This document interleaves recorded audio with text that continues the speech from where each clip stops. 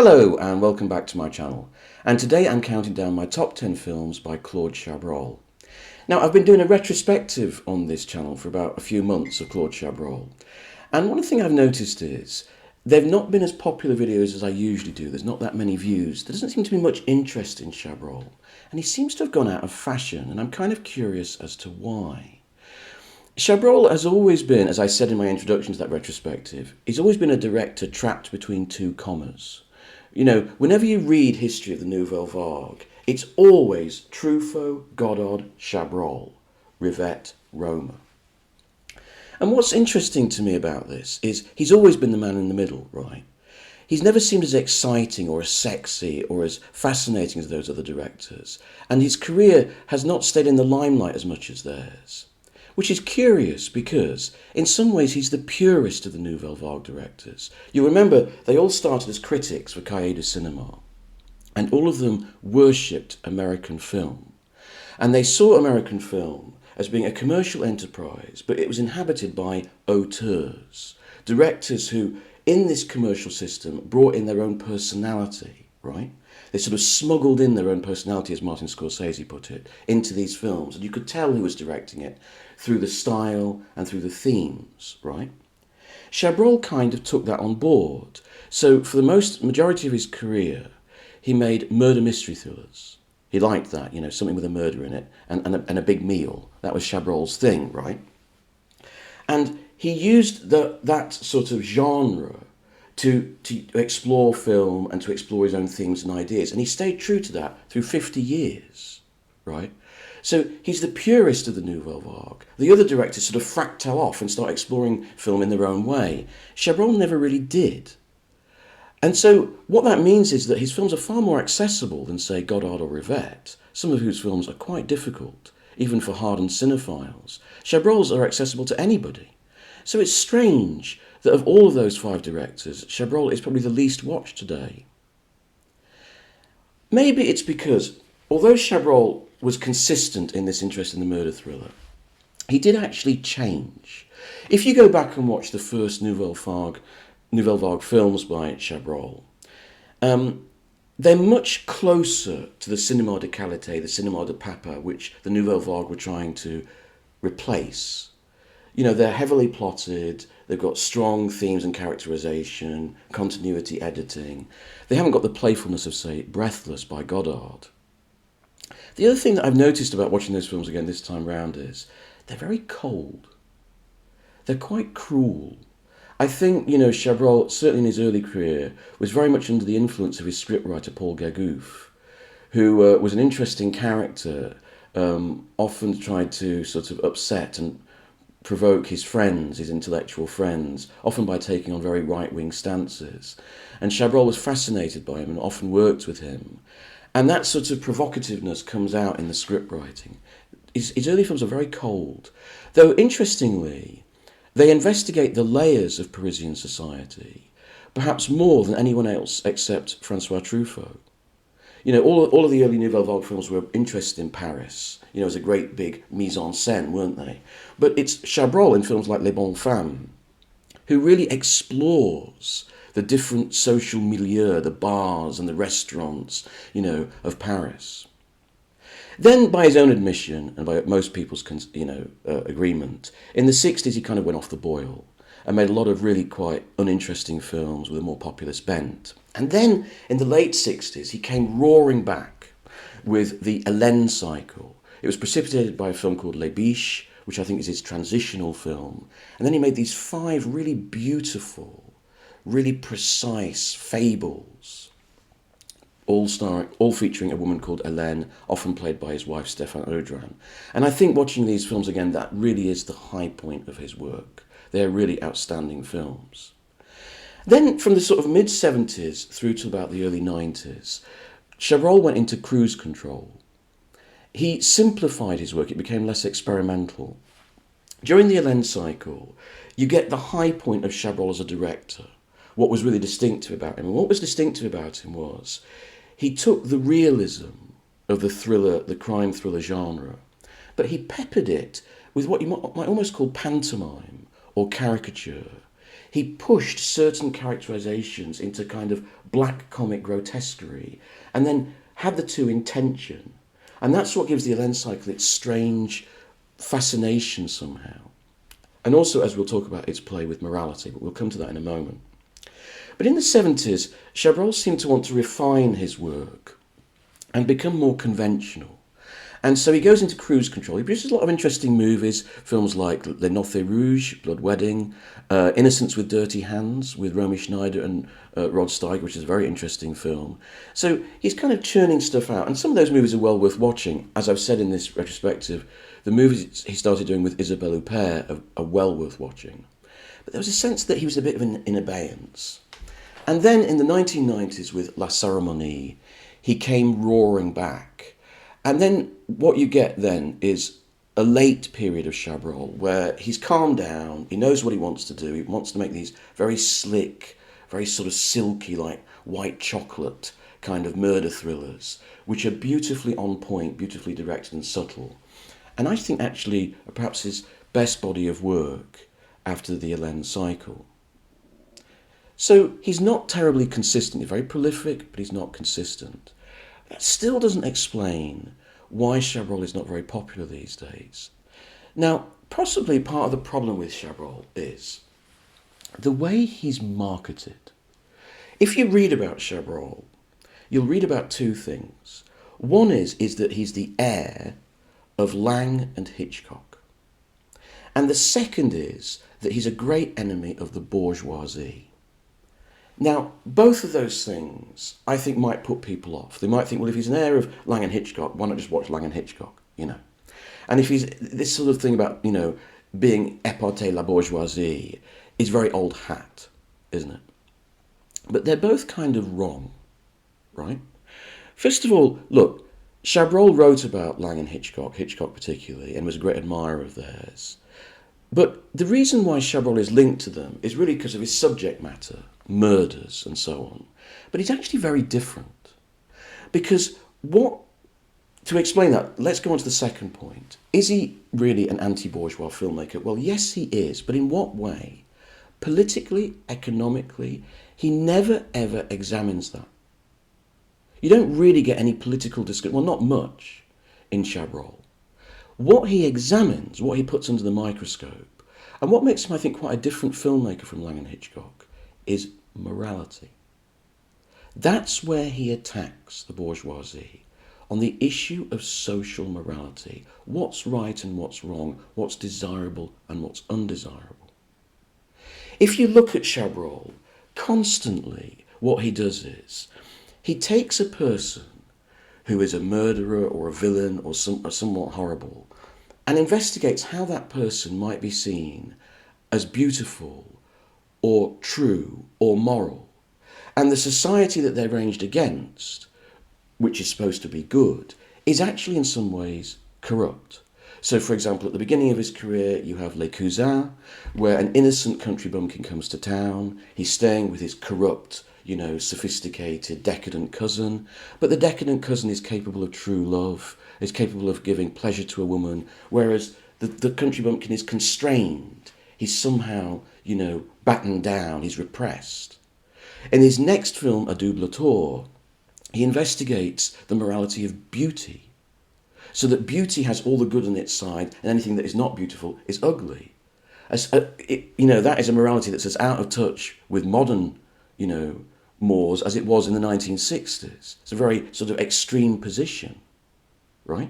We would almost call it a fascistic position now. And this is done constantly throughout, and it builds and builds towards La Cérémonie. La Cérémonie, which in some ways is the defining film of Chabrol's career, because what he has is two people of the lower classes kill and destroy an upper middle class bourgeois family. But the reason why that film has got such particular charge is because Chabrol clearly likes and sympathises with both sides at the same time. He presents a bourgeois family who are actually quite likeable, right? They don't really want to interact with their servants. They just want to leave the servants in the kitchen to do all the washing up. But they're essentially nice people. You can imagine having dinner with them and having a nice conversation, a good time with them. They care about their children. They care about their lives and their work, right? And then there's these two women who are clearly psychotic, clearly sort of damaged in some way, who are violent and are going to kill these people. But we kind of love their anarchism. We kind of love their love of life and their madness, their sort of slight childishness. That's why that film has such a power, because there's a tension there. You know, it's Chabrol brings that tension of the anti-bourgeois feeling and that clash of two different moral perspectives in the best tension he's ever put it in any movie. So what you can see there is that he's quite different from Lang and Hitchcock, who often trap people in society or in a situation which they can't get out of.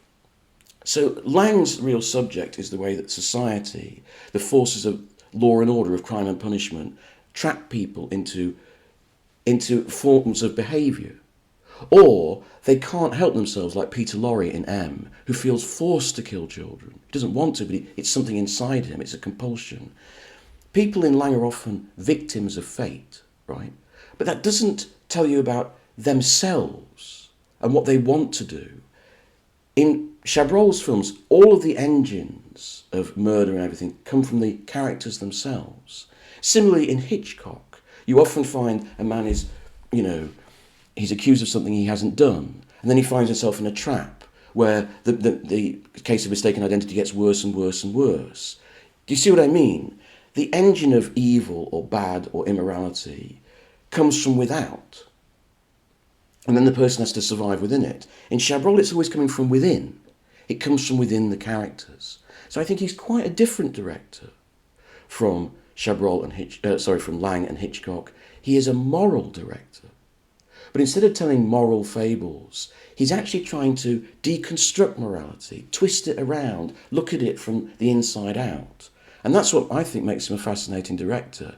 But perhaps what puts off audiences in an era which is becoming very, very moralistic, very censorious, Chabrol's playfulness with morality may be something that's tripped him up.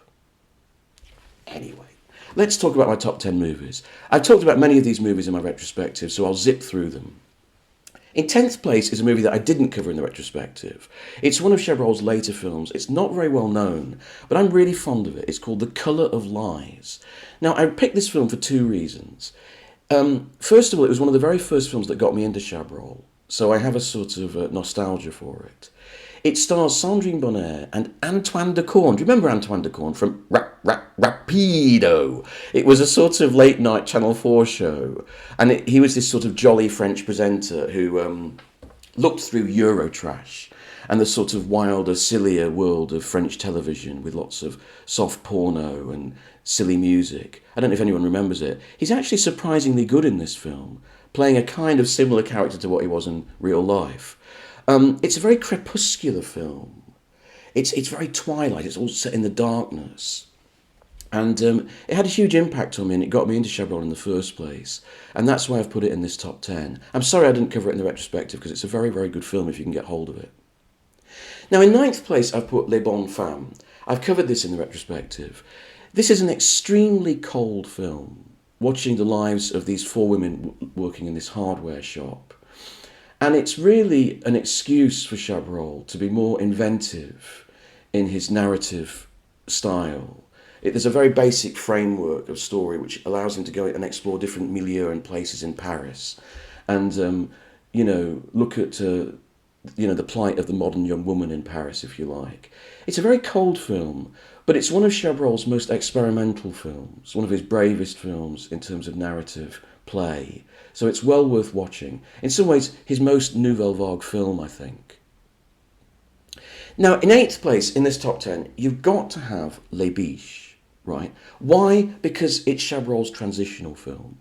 This was the film where Chabrol finally discovered who he wanted to be as a director. It's seen as a minor film in his career, but once he's got the sort of 60s out of his system, like Rivette and Godard and so on, he discovered what he wanted to be as a director, and this is the film that shows that. And it's a very strange movie, right? It's a murder thriller. An apparent lesbian relationship occurs between Stéphane Audran and this young woman. But there are sort of weird layers to it. She seems to be provoking her partner into going off with men. and then getting jealous over that and trying to control her, and eventually the young woman rebels.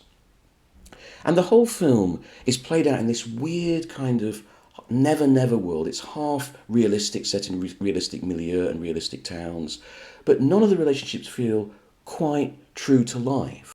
They feel slightly exaggerated, like they're taking place in some kind of baroque, unrealistic, stylized drama. And this will set the tone for what comes later in the Hélène cycle, and is what makes Chabrol really distinctive as a director. So I think this film has to feature in the top 10, and I actually like it very much. In seventh place, forgive me a bit of an indulgence, the last film I looked at in the retrospective was Merci pour le chocolat. Now, not many people admire this film. It's a late period Chabrol. It's a very straightforward murder mystery thriller. I love it to pieces. I love it because of Isabelle Huppert's incredible performance, which is the absolute last word in giving away so much with so little. She's like a mask throughout the whole movie that you feel her personality and her energy all the way through. It's an incredible sustained performance. And I also love the silky smooth confidence with which Chabrol makes this film. And again, as I said in the retrospective, if you've got the DVD of this, watch the 20-minute interview with Chabrol on how he directs the opening scenes, and you'll see how a master director works and makes it all look so easy. In sixth place, we move into the Hélène cycle and La Rupture. My least favourite of the Hélène cycle, which doesn't feature in this list, is Que la Bête Meurt. Many people think La Rupture is the weakest of that cycle. I don't think it is. I think Que la Bête Meurt is the most straightforward. Very good film, but it's quite straightforward. La Rupture is anything but straightforward. It's got a ridiculous premise, and it's possibly where Chabrol pushes this idea of panto versus reality, Baroque versus realism, to its greatest apogee, right? So he has this tale. Stéphane Audran is a woman who is divorcing her violent husband, but his industrialist father, very wealthy, powerful man, doesn't want her to succeed and wants to take custody of the children. So she's in a pitched battle.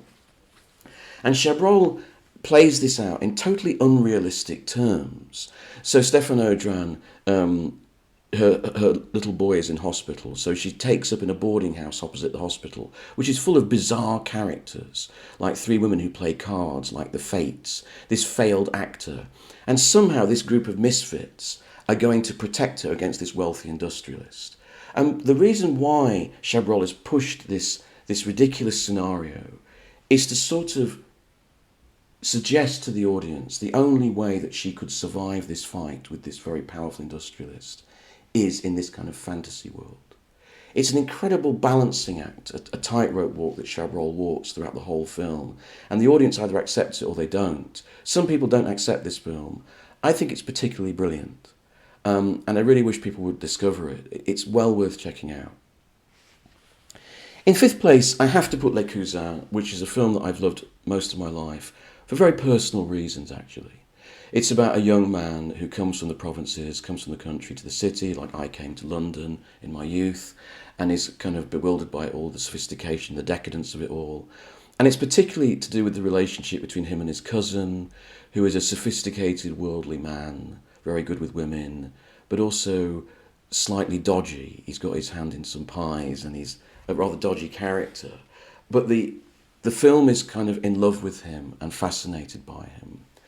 And that has a personal resonance for me, to meet people in my life who are not good or morally correct or politically correct, but who give me so much more in terms of intellect and new thinking.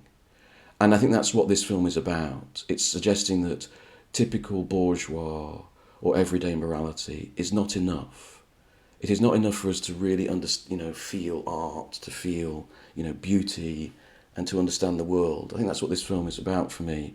So it has a lot of personal resonance, which it may not have for other people. In fourth place, La Cérémonie. I've talked already in this video about how this is the key Chabrol film.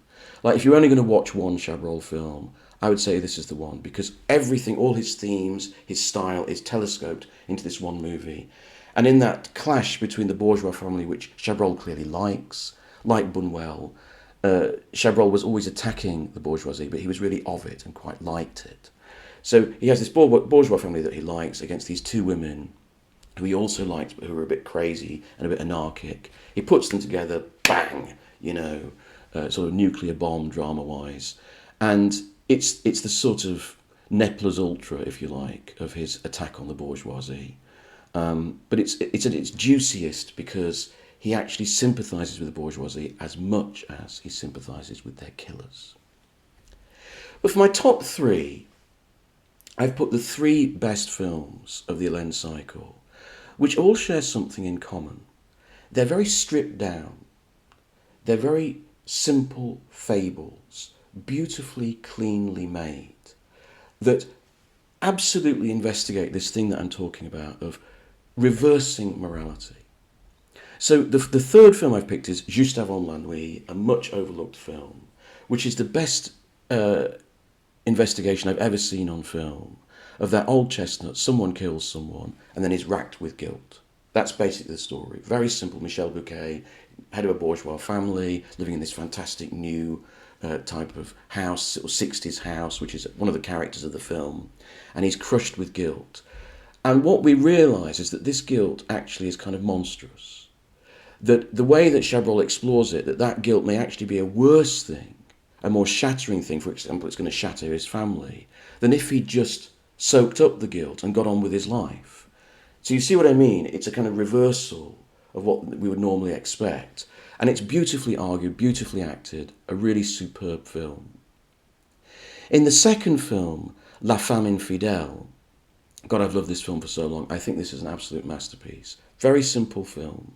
A bourgeois family, the wife starts having an affair, the husband finds out, he decides to kill, well, he doesn't actually decide to kill him, he decides to visit him, and in a moment of madness kills him. Then we have this fantastic 10-minute sequence where he has to get rid of the body, and then the wife starts to realise what's happened.